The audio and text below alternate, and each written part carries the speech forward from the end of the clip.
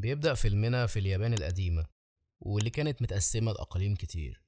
وقصة الفيلم ده بتبدأ مع ولد صغير بيجري، ومحدش كان يعرف الولد ده جه منين وازاي وصل الإقليم اللي اسمه أكو. وفي أثناء ما كان الولد ده بيهرب من الناس وقع على الأرض وأغمى عليه، لحد ما جه واحد من الساموراي وشاف العلامات اللي في دماغ الولد، وأول ما شافها قرر إنه يقتله. لكن الولد استخدم سيف الساموراي وكان هيقطع رقبته بيه، لكنه فقد الوعي مرة تانية. لكن بيظهر اللورد أسانو وبيمنع الساموراي إنه يقتله، فبيقول له الساموراي إن الولد ده شيطان ولازم يموت. فبيرد عليه اللورد وبيقول له إن هو مجرد طفل عادي زيك بالظبط. وشكل كده اللورد شايف حاجة في الولد ده الناس مش شايفاها. وبعدها بنشوف بنت اللورد واللي اسمها ميكا، وهي كمان شكلها حاسة بحاجة من ناحية الولد ده. لكن كل رجالة اللورد كانوا بيكرهوا الولد ده. في اللحظة دي بيظهر ثعلب شكل عيونه غريب، عين زرقاء وعين عسلي. وبعد كده بنشوف الثعلب ده وهو بيتحول لبنت، وبنعرف انها اتحولت للثعلب ده عن طريق السحر. وبنشوف الساحرة دي وهي بتتكلم مع الأمير كيرا، حاكم إقليم اسمه ناجاتو، واللي بنعرف إنه كان ورا الهجوم اللي حصل على اللورد أسانو. ولما بيعرف إن هو ما ماتش بيتضايق جدا. وبنرجع تاني لإقليم أكو وبنشوف ميكا وهي بتتكلم مع كاي، وبتقوله إنها عارفة إن هو اللي قتل الوحش وبتعالج جروحه، وبتسأله إذا كان بيحبها ولا لأ. فبيرد عليها وبيقول لها إنه عمره ما حب حد غيرها، بس هي بنت لورد وهو مجرد شخص عادي. وبعدها بنشوف احتفال كبير بينظمه إقليم أكو، وبيحضر الاحتفال ملك اليابان والأمير كيرا. وملك اليابان بيشكر اللورد أسانو على وفائه. وفي اللحظة دي كاي بيلمح بنت واقفة عينيها واحدة زرقاء والتانية عسلي، وبيفتكر الثعلب اللي شافه قبل كده وبيعرف إنها ساحرة. وبيروح كاي لقائد جيش اللورد وبيقول له إنه في ساحرة في الحفلة، وبيحكي له عن الثعلب اللي شافه يوم هجوم الوحش. لكن القائد مش بيهتم بكلامه. وفي الاحتفال بنشوف مسابقة بين مقاتل من مقاتلين كيرا ومقاتل من عند اللورد. وكاي بيشوف مقاتل اللورد عينه لونها أبيض وبيقاتل بدل منه من غير ما حد يعرف. ولكن كاي بيتهزم وبيتكشف وشه، والملك بيأمر حراسه انهم يقتلوه. لكن ميكا بتجري عليه وبتترجاهم انهم ما يقتلوش، فبيأمروا الحراس انهم يقلعوه لبس الساموراي عن طريق ضربه. وبعدها بنشوف الساحرة وهي بتتكلم مع كيرا وبتقول له ان ده الوقت المناسب عشان يستولوا على المقاطعة، وبتاخد جرعة من دمه وبتعمل منها عنكبوت، وبتسحر العنكبوت ده عشان يروح للورد ويفرز سحرها على بقه. فبنشوف عين اللورد وهي بتتحول للون الابيض زي المقاتل اللي اتسحر قبل كده. وبسبب السحر ده بيتخيل اللورد ان كيرا بيتهجم على بنته، فبيستل سيفه وبيحاول يقتله. لكن لما السحر بيتفك بيتضح انه كان بيحاول يقتل كيرا اللي كان قاعد لوحده تماما. فبيظهر ملك اليابان وبيقول للورد انه هاجم ضيفه، ودي جريمة عقوبتها الموت. ولكن عشان هو خدم الإقليم كتير هيسمح له إنه يموت نفسه بنفسه، يعني كده كده ميت. وفعلا اللورد بيجهز نفسه للحظة دي وبيقتل نفسه. وقبل ما ملك اليابان يمشي بيقول لميكا إنها لازم توقف الحرب بين الإقليمين بإنها تتجوز كيرا، والجواز ده هيكون بعد سنة واحدة. وبعدها بيحذر أويشي من إنه يحاول ينتقم للورد، وبيعرفه إنه بقى رونين. وبنعرف ان الرونين ده هو الساموراي اللي سيده مات، وعشان ينتقم لسيده لازم يستأذن للملك، ولو ما عملش كده هيتحاكم بتهمة الخيانة. لكن الملك بيعين كيرا كمسؤول عن أكو زي ما هو كان عايز، وبعد جوازه من ميكا هيكون هو حاكم للإقليمين مع بعض. وبعد ما الملك بيمشي كيرا بيؤمر رجالته انهم يجيبوا كاي قدام ميكا، وبيقول لها بص عليه كويس عشان دي آخر مرة هتشوفيه. والحراس بياخدوه بعيد عنها، وبنشوف الحراس وهم بيحبسوا أويشي في حفرة كبيرة.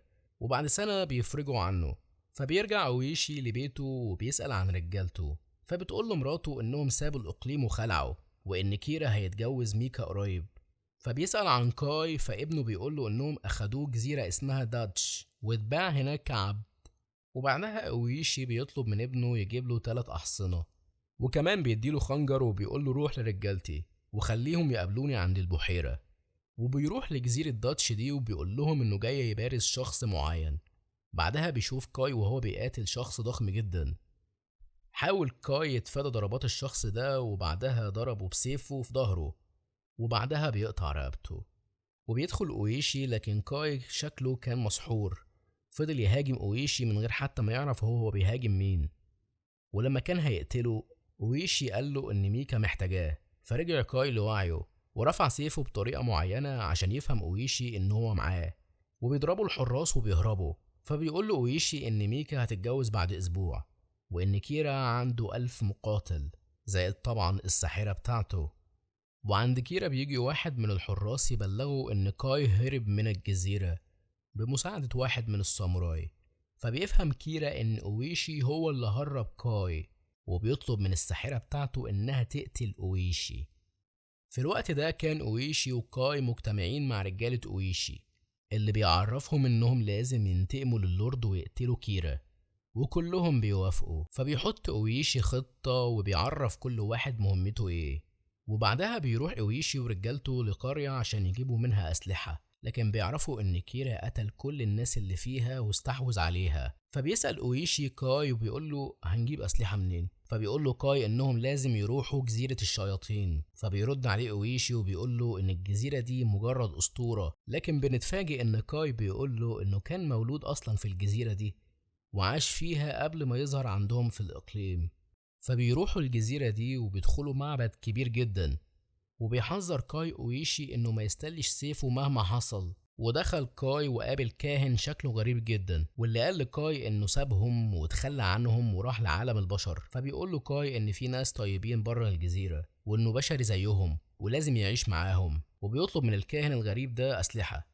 لكن في الوقت نفسه بنلاقي رجالة أويشي راحوا المعبد برغم إن أويشي طلب منهم إنهم ما يجوش وراهم، وده اللي تسبب في موتهم، لأن كهنة المعبد الغريب ده اتضايقوا من ظهورهم المفاجئ وقتلوا كل واحد فيهم ما عدا أويشي، وده لأنه سمع الكلام كاي وما استلش سيفه. وفي الناحية التانية بنشوف كبير الكهنة بيقول لكاي لو عرفت توصل للسيف قبلي هتاخد الأسلحة.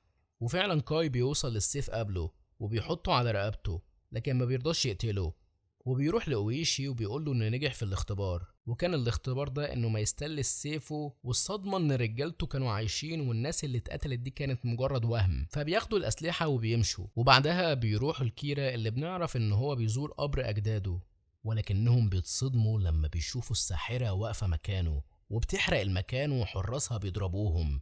والساحرة بتلاقي سيف أويشي وبتديه لكيرا. والناحية التانية أويشي كان قاعد متضايق إنه مقتلش كيرا، لكن كاي بيقوله إن إحنا معانا الأسلحة وهم فاكريننا متنا. وفي اليوم التالي بيتفق كاي وأويشي مع فرقة التمثيل اللي هتمثل في حفل زفاف كيرا وميكا إنهم يدخلوا الحفلة كأنهم أعضاء في الفرقة. وبعدها أويشي عمل وثيقة كدليل على شجاعتهم وعشان يعرف العالم هم مين وعملوا إيه، وبيمضي عليها 47 رونين، وبالتالي بنعرف ليه الفيلم اتسمى بالاسم ده. وبالليل الفرقة بتروح حفل الزفاف ومعاهم أويشي، ورجالته بيقتلوا الحراس وبيسرقوا لبسهم وبيدخلوا مكانهم.